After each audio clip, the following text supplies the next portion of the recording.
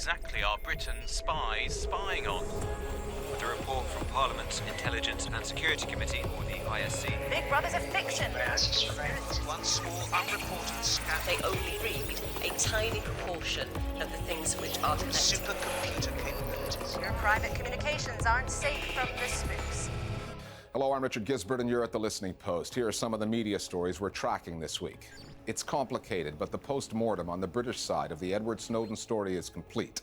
It's worth examining, as is the coverage. 5 years after Argentina tried to reshape its media landscape, what's different and what stayed the same? In Mexico, apparently, an audience of 15 million listeners isn't enough to keep this journalist in her job. And never mind the frolics of the singer. It's the sign interpreter stealing the show in Sweden. It's been close to 2 years since Edward Snowden blew the lid off the surveillance story, not just at the National Security Agency in the U.S., but also at Britain's GCHQ. And it's taken almost that long for the UK's Intelligence and Security Committee, the ISC, to figure out what to make of it all, so that an informed and responsible debate, as the committee put it, can take place on balancing the individual's right to privacy with our collective right to security. A couple of points on the authors of this report. ISC members are all appointed by the government. No one gets on that committee without the Prime Minister's approval. Secondly, committee members were supposed to know all about what the spies at GCHQ were up to, but they didn't. It took Edward Snowden to tell them that.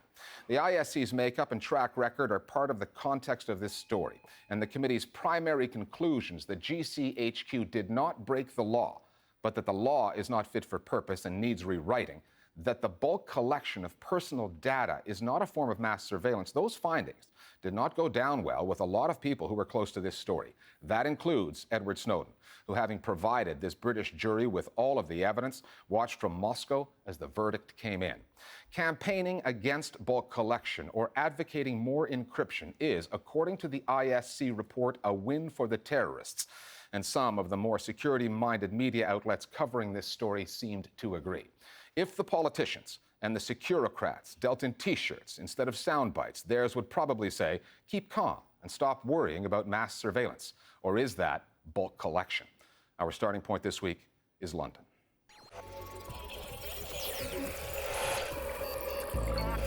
Unprecedented level. And what we found is that the way in which the agencies use the capabilities that they have is authorised, lawful, necessary and proportionate.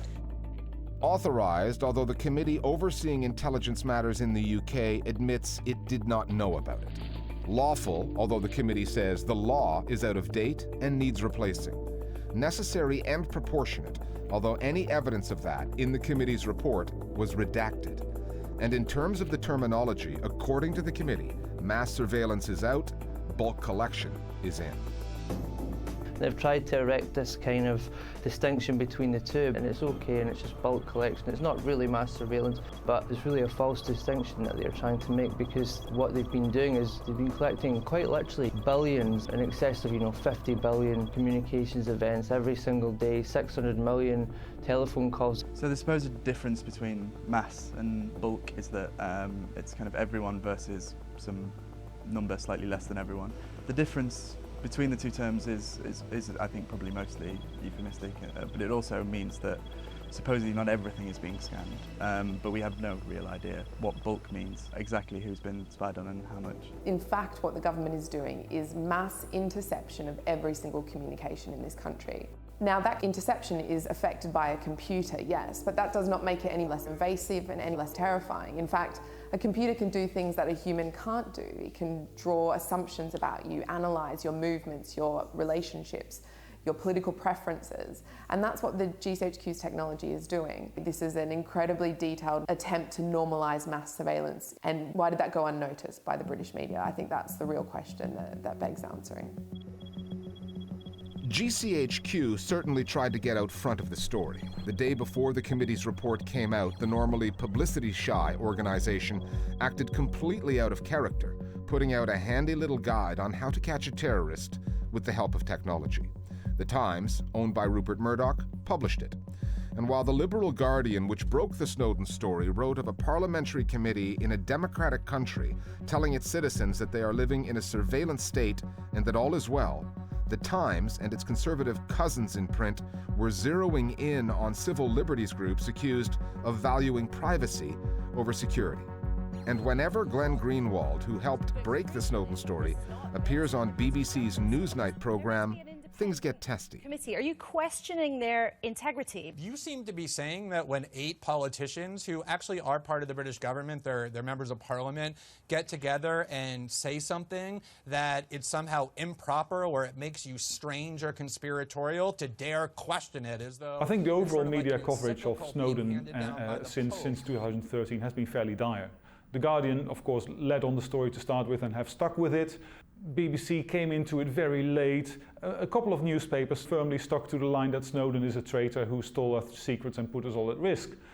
And now this taking a lot at trust from the government and ISC on this. And I think what Snowden has shown us is that we can't entirely trust them. We need more oversight, we need more transparency. It's disheartening to see the UK media take the government's side on that debate. And particularly when oversight has been so weak, there are so few means for us to hold this government to account. And we rely so heavily on the media as the fourth estate to provide some element of accountability. And this was an opportunity for them to do that, and I think they failed in that seriously. When Glenn Greenwald was first contacted by Edward Snowden, the journalist considered the credibility of the source. Media consumers would be wise to do the same with the ISC, a committee which admitted it was out of the loop on surveillance, and which, in its report, professes surprise at something that most web users have understood for a while now, that a metadata trail can be just as revealing as reading someone's emails. We approached the ISC for comment and have yet to hear back. The worrying thing when you read the report is that it doesn't feel like it's been written by people who are really engaged with these issues or know a great deal about what's at stake. And that's really worrying because they will presumably fill in the gaps in their knowledge by talking to their defence sources or their GCHQ sources, which means they'll hear the things that those people want them to hear. They're maybe well versed in the legal background of surveillance and everything else, but they certainly lack the insight to dig into it technically and to understand what's really going on at some levels. Well, I don't know that they've ever been all that credible, to be honest. These are people who have like a long history of being quite supportive of the UK's intelligence community. So if people are looking for them to kind of take the lead on these issues and on this debate, then they're looking in the wrong place. So a credibility-challenged oversight committee that failed to oversee what its spies were doing until Edward Snowden told them where to look produces a report with so many redactions that it exposes very little, apart from the committee's own limitations. There is a whole section entitled The Value of Bulk Collection, the Value of Mass Surveillance. And under 3 examples that the security services gave for how they use this information to avert terrorist attacks are all blanked out. Sentences that begin with, the security services keep this data for, end in blank, blank, blank. And we're told not to worry because GCHQ is acting in our best interests. And in fact, that is the gist of this whole report, actually. Trust us, we're doing what's good for you. And Britons waited 18 months for this report, so long that the Foreign Secretary, Philip Hammond, said it was time to move on from the debate before the report was even issued. The former head of GCHQ told the BBC the same thing. We should now, I think, have a moment of silence for Mr. Greenwald and his supporters and Mr. Snowden and his supporters. They've been running a guerrilla campaign against British intelligence. It's been harming our own security, and it's about time they stopped that. Perhaps they don't watch the BBC in Moscow, because 2 days later, there he was, Edward Snowden, Skyping his way into the Nesta Future Fest conference in London, telling Britons that no matter what their government tells them, no matter how their media report the story, it's time to call a spade a spade. We have to call mass surveillance mass surveillance. We can't let governments around the world redefine and sort of weasel their way out of it by saying this is bulk collection. Bulk collection means all of your communications are being secretly intercepted. They are being stolen. But we have to at least say this is happening. We can't wish it away. We can't say it's something that it's not. On the download this week, our viewers on the coverage of the surveillance story in Great Britain. The majority of people have serious concerns about the overreach of surveillance, the lack of accountability, and the sheer cluelessness of our politicians on the issue. The ISC report does nothing to allay people's fears that the security agencies have a carte blanche to snoop on our most private communications, and that the oversight mechanisms are weak and ineffective. People are well aware that their phone and online conversations are subject to scrutiny, and that long fought for freedoms are being eroded in the name of safety and security. The Intelligence and Security Committee isn't really up to the job. They don't have the knowledge or the understanding of the activities of GCHQ and others in order to be able to provide the proper oversight that is critically important. They said they were surprised the GCHQ used metadata rather than content. Surprised why? We've been telling them it for years. The ISC needs reform. It needs replacement, really, with people who know what they're doing, have sufficient intelligence, independence, and knowledge in order to be able to scrutinise the activities of the intelligence services properly. Other media stories that are on our radar this week. The fighting in Syria is now into its 5th year, and the casualty toll amongst those who are covering this story makes for disturbing reading. According to the New York-based Committee to Protect Journalists, at least 81 reporters have lost their lives there. The CPJ says that makes Syria the 2nd deadliest conflict for media workers behind only Iraq.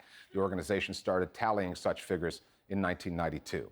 There are some names that are well known to audiences outside Syria: James Foley, Stephen Sotloff, and Marie Colvin. However, they are the exceptions because 85% of the journalists killed in Syria are Syrian. 3 names you probably haven't heard: Salim Khalil, Rami Asmi, and Youssef El Dous. All 3 worked for an opposition channel called Orient News. They were killed as 2014 drew to a close when their car was hit by a missile in the province of Dara. Their channel reported the missile was fired by forces loyal to the Assad government. The CPJ says that its research shows that government forces have likely targeted journalists directly in an attempt to censor their reporting. She's one of Mexico's best-known journalists, and she had ratings to kill for, somewhere around 15 million listeners a day. Now she's out of a job, and the question is, why? Carmen Aristegui was fired this past week from her news and talk show on MVS Radio. The official reason given by the station was that Aristegui wanted 2 of her colleagues rehired after they were axed for breaking the rules and using, without authorization, the radio station's logo in connection to Mexico Leaks, a new web portal that collects tips and leaks from whistleblowers. The backstory here is interesting. Aristegui was briefly fired back in 2011 after she accused former President Felipe Calderón of having a drinking problem. MVS later admitted it had been pressured over the story by Calderón's staff. And Aristegui's team had recently exposed a conflict of interest scandal involving the current president, Enrique Peña Nieto, and his wife. Mexicans took to social media to demand Aristegui's reinstatement. 2,000 people staged a protest outside MVS Radio in Mexico City. Aristegui has been quoted by the LA Times saying, "Let no one doubt this is a battle for freedom." She's spoken of what she calls an authoritarian wind blowing through the country. Even MVS's ombudsman described the firing as a sad night for journalism. Protesters in Kinshasa are questioning the democratic credentials of the Democratic Republic of Congo's government, and reporters covering that story have become part of it. 30 people, including an American diplomat and 6 journalists, were arrested at a pro-democracy meeting March 15th. The authorities accused them of plotting an insurgency backed by Washington. 4 foreign reporters working for AFP, the BBC, and the Belgian broadcaster RTBF, as well as 2 Congolese journalists, have all since been released. 2 months ago, at least 40 people were killed during anti-government demonstrations. They were protesting plans to postpone the 2016 presidential elections that would keep Joseph Kabila in power. Here at The Listening Post, we've been chronicling the media story coming out of Argentina for a few years now. At the center of it is a piece of legislation passed by the Kirchner government in 2009, a media law. The government sold the law as a way of correcting a media concentration problem, a way to allow new voices to compete for attention.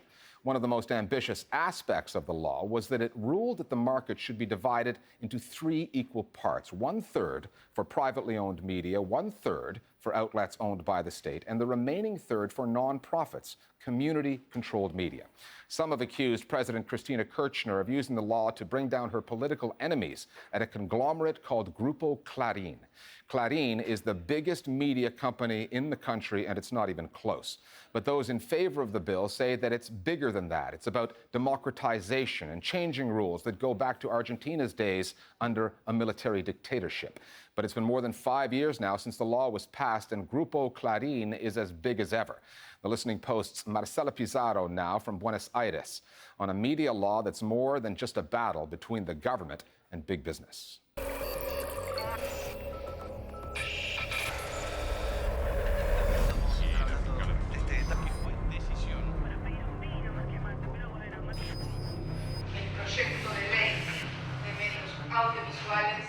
It was never going to be easy to implement, but Argentina's media reform law is relatively easy to understand. Martín Sabatella is the director of AFSCA, the media regulator in charge of putting the law into place. He will tell you that splitting the media into 3 equal parts will break the power of media monopolies and pave the way for a true free press. Martín Echevers will tell you the law amounts to an attack on the company he works for, Grupo Clarín. It's one of the most debated and most controversial laws of all time. The law aims to democratize speech so that everyone can be heard, to represent the diverse, plural and colorful country that Argentina truly is. I think it's a genuinely rich topic which hadn't really been addressed here in Argentina. But in recent years, there hasn't really been any place for genuine discussion. The government settled for sloganeering, for denouncing fallacies against monopolies and encouraging anti-democratic behavior.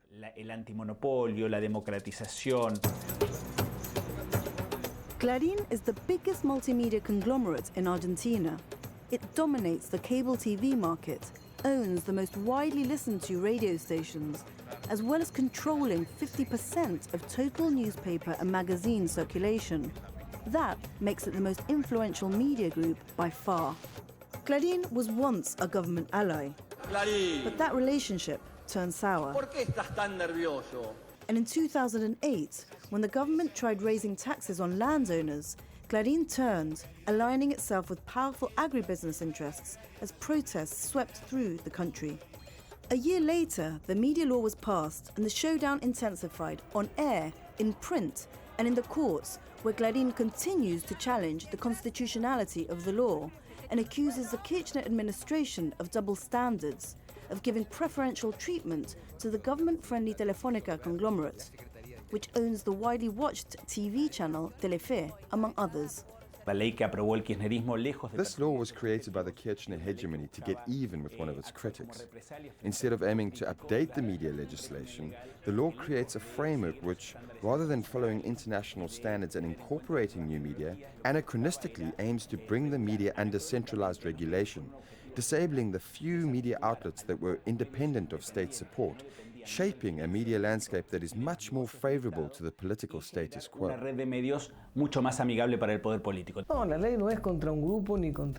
the law is not against one group or against 2 groups. In order for all of these voices to be heard, we must first confront monopolies. The law says you can only have 24 cable channels, and the Clarín group has almost tenfold, 237. So we talk about them because they refuse to comply with the law, not because the law was made for them. From the government perspective, it was totally understandable that they decide to target a very powerful political actor of the country. Clarín doesn't represent just the freedom of press, it's an actual power of this country. The downside of that is that sometimes this obsession with Clarín looks more like a cartoon rather than a political conflict. Ever since the media reform package became the law here in 2009, a lot of ink and airtime has been devoted to how those changes would affect Clarín and the conglomerate's relationship with the Kirchner government. There's been a lot less coverage on the media component of the law, which was designed to give communities that had been underrepresented a voice. Communities that were little served by the news coming from the capital. Tune in to Radio Huifala, a radio station in Jujuy, 1,500 kilometers away from the capital in the northwest of Argentina. It's one of more than 1,000 radio stations awarded licenses as part of the law's pluralization drive. Outlets which have different agendas and different stories to tell.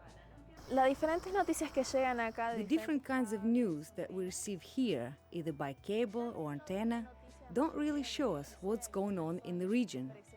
We feel like we're watching something that has nothing to do with our experience. We think we need outlets that give us more information about what's going on here. The new media law has given us a chance to regain our voices and for indigenous communities to gain protagonism in the media history of this country. Then there's Barricada TV in Buenos Aires, a community outlet which broadcasts out of an old factory occupied by workers, a precarious outfit and one which covers the news of political and social realities in ways mainstream journalism does not. What we, like many others in the country, are proposing is another kind of TV that represents voices that are often twisted in the mainstream media. Media that fails to tell the stories of people and the problems they have with authorities, that go unheard and which eventually lead to strikes or to protests. What we try to do here is to understand these processes and to contextualize them.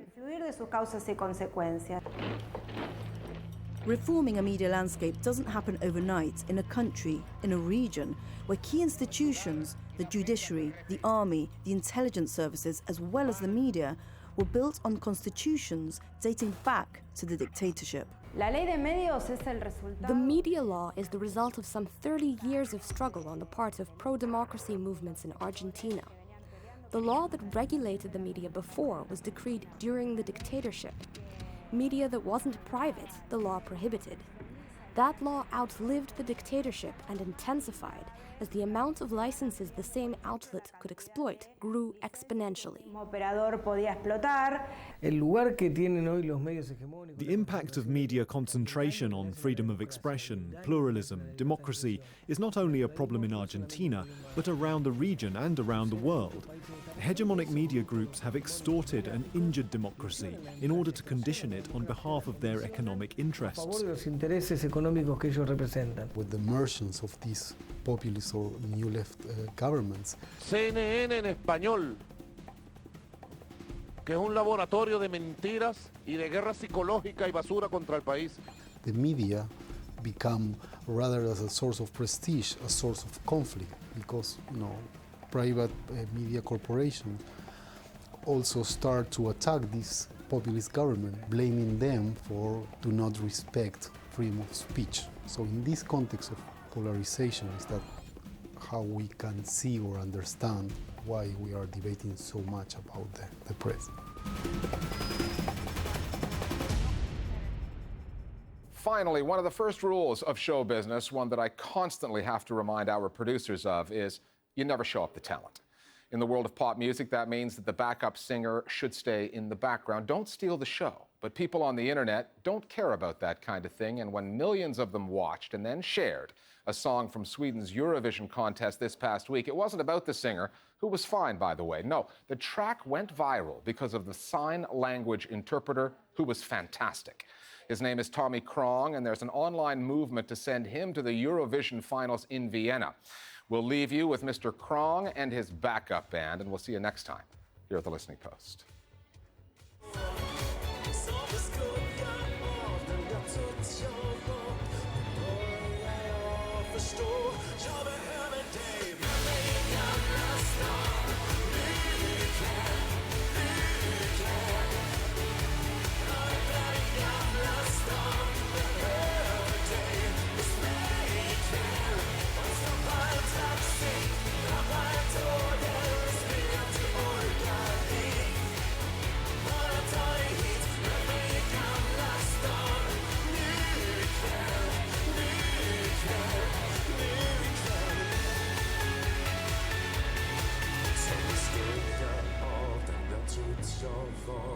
Nu börjar jag förstå, jag behöver dig.